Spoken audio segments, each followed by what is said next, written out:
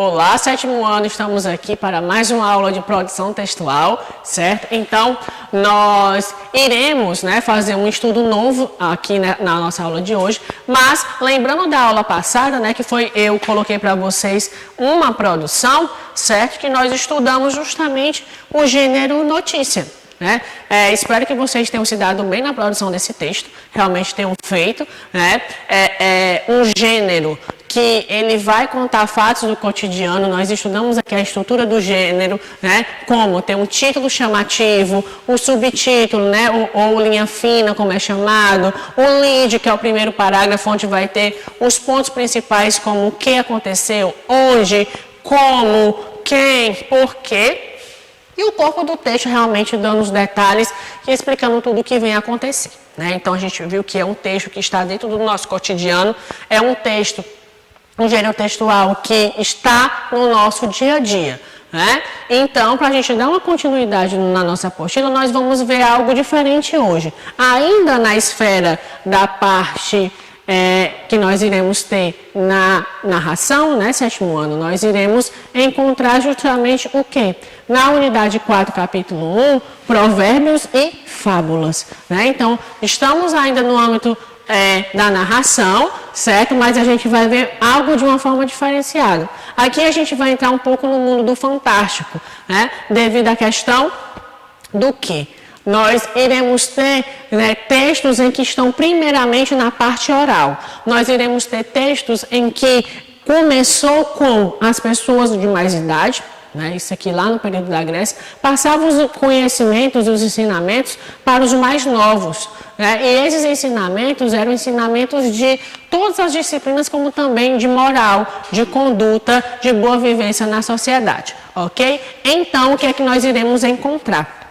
As fábulas, elas começaram dessa seguinte forma, elas começaram no trato oral. Hoje nós conhecemos a fábula em um texto escrito, em livros de fábula, certo? Mas, primeiramente, antes dela ser escrita, elas estavam no trato oral, ok? Então, ele vai acontecer basicamente dessa forma. As pessoas mais velhas, contavam essas histórias, justamente com a parte da moral, para que as pessoas, soubessem como era que se deveria se comportar dentro da sociedade, aprender os conhecimentos de ser um bom cidadão e, no futuro próximo, elas iriam passar para os seus filhos, para os seus netos e dando continuidade a essas histórias. Então, o que nós conhecemos de fábula hoje no mundo moderno, certo? Nós devemos ao quê? A essas histórias que começaram lá no período grego, ok? Então, nós iremos ver aqui no nosso esquema, como é que dá essas características do gênero fábula, narrativa alegórica em prosa ou verso.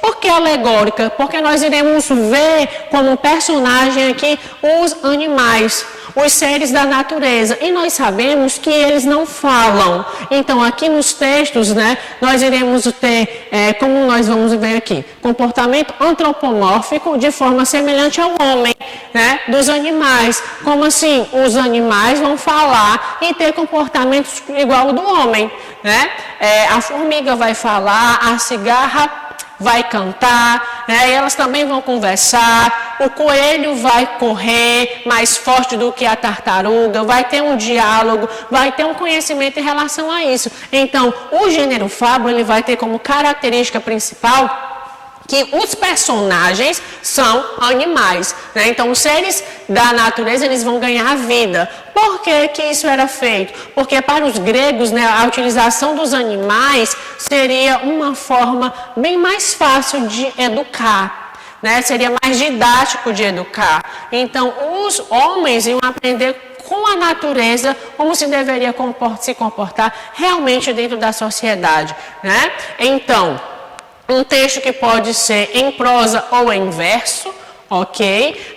Vamos ter a apresentação dos aspectos, virtudes, qualidades e defeitos do caráter do homem através do comportamento dos animais, certo? Então, esses animais, alguns vão ser felizes, outros vão ser avarentos, outros vão ser egoístas, outros vão ser preguiçosos. Então, a gente vai ter o quê? As virtudes e os defeitos dos seres humanos colocados nos animais para que realmente o ser humano venha a aprender como isso aí deve acontecer. As temáticas são bastante variadas, como, por exemplo, a vitória da inteligência sobre a força, né? A derrota dos orgulhosos, a derrota dos invejosos, certo? Então, são determinadas temáticas que estão no cotidiano do ser humano. Então, a gente deve aprender, juntamente com os animais, nesse momento aqui da fábula, como é que isso deve acontecer. Por ser um gênero transmitido oralmente, existem várias versões da mesma história, né? Então, o gênero fábula, ele percorreu por vários séculos, né? Então, essas histórias, elas estão, de certa forma, bem diferentes de como elas começaram lá no início, certo? Uma característica também do gênero fábula é uma narrativa curta. A gente não tem textos tão longos, então são histórias curtas, pequenas, que no final vão ter uma moral, ok? Então, pode ser aqui que algumas histórias, hoje na atualidade, elas sofreram uma redução, devido àquela história que já foi contada lá no início. Lembramos, né, que quando a gente conta uma história para outra pessoa, né, geralmente, quando essa história se estende, ela chega lá na frente de uma forma diferente, né? Assim, certo? Então, a mesma coisa vem acontecer com os textos da fábula. Os personagens tipos, né? São personagens que realmente vão representar o comportamento das pessoas de forma individualizada, né? Um exemplo, a cigarra, que representa os irresponsáveis, né? É a formiga, que representa o grupo dos trabalhadores. Então, os animais, eles vão caracterizar, né, tipificar um determinado grupo da sociedade, certo? E sempre haverá uma apresentação de uma lição de moral no final da história. A estrutura básica, que nós iremos estudar mais à frente, vocês irão ver que a estrutura básica da fábula é justamente um título, o texto e no final a moral, porque a fábula, ele é um texto justamente que vai nos ensinar algo, ok? Então vamos ver aqui. Dando continuidade, como eu falei, o gênero fábula, ele vem iniciar lá na Grécia, certo? Então nós temos aqui Esopo, ele foi um dos criadores, certo? Dessas histórias. Ele criou essas histórias primeiro oralmente e ensinava para as crianças, e assim as histórias se foram. Só que, como eu falei, as histórias estavam apenas no trato oral. Não se tinha nada escrito, né? Então, quando veio com o passar dos séculos na Europa, houve uma pessoa, certo? Este senhor aqui, que nós chamamos Jean de La Fontaine, que ele foi o responsável por copiar, colocar no papel as fábulas, porque anteriormente elas não existiam. La Fontaine pensou o seguinte: sim, nós temos essas histórias.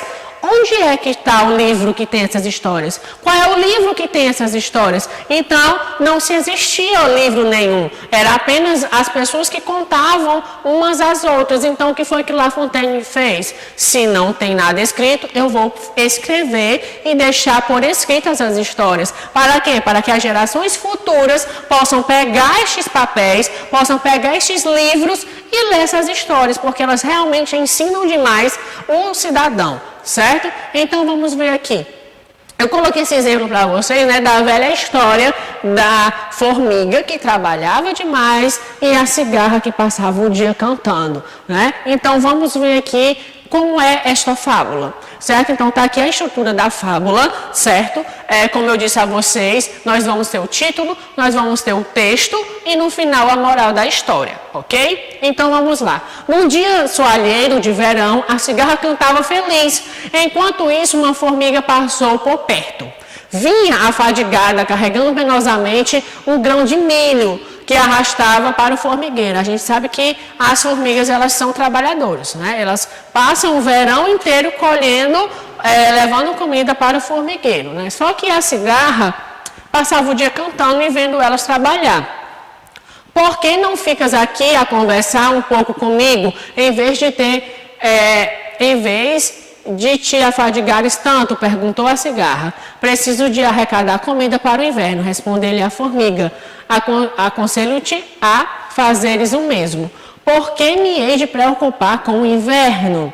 Comida não nos falta, respondeu a cigarra, olhando em redor.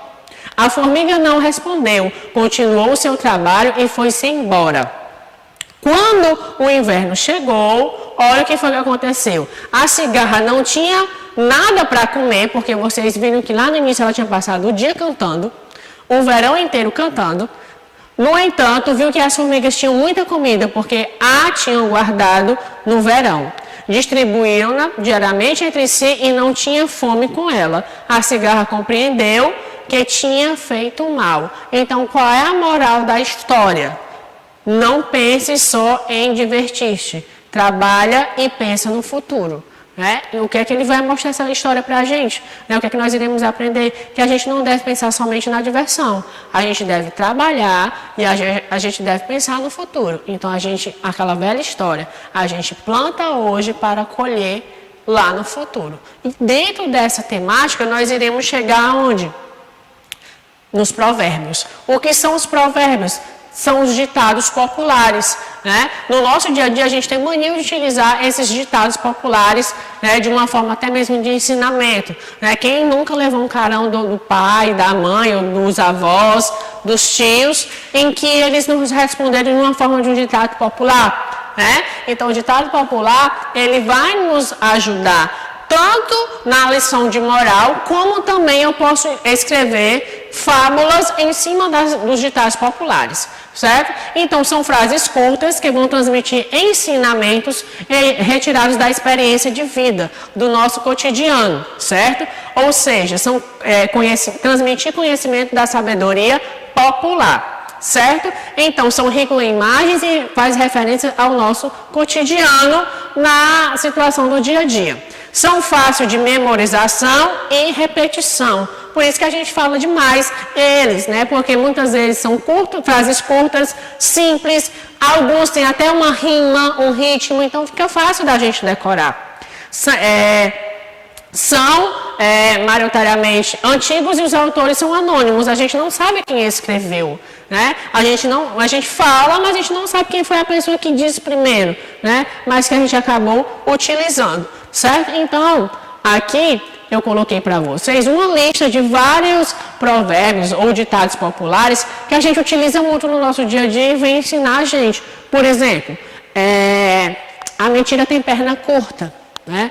Pessoa que mente demais, né? Sempre acaba sendo descoberta. Então, a mentira tem perna curta. Outra, vamos lá, a pressa é inimiga da perfeição. Lembram da prova? Lembram das provas de vocês, das produções de vocês? Até mesmo na sala de aula, a gente fazendo texto, eu sempre digo a vocês, gente, escreva com calma. Pensem, não vão fazer com pressa, porque senão vocês vão fazer errado, vocês vão errar, certo? Então, na produção textual, a gente utiliza muito isso aqui. A pressa é inimiga da perfeição. Né? Se eu fizer o meu texto de forma calma, devagar, eu vou prestar atenção aos detalhes e vou errar menos, certo? Água mole em pedra dura, tanto bate até que fura, questão da rima. Amigos, negócio à parte, certo? Outro que vocês falam demais, aqui se faz, aqui se paga. Ok? As aparências enganam. Então, esses são os nossos ditados populares, certo? Então, até a nossa próxima aula.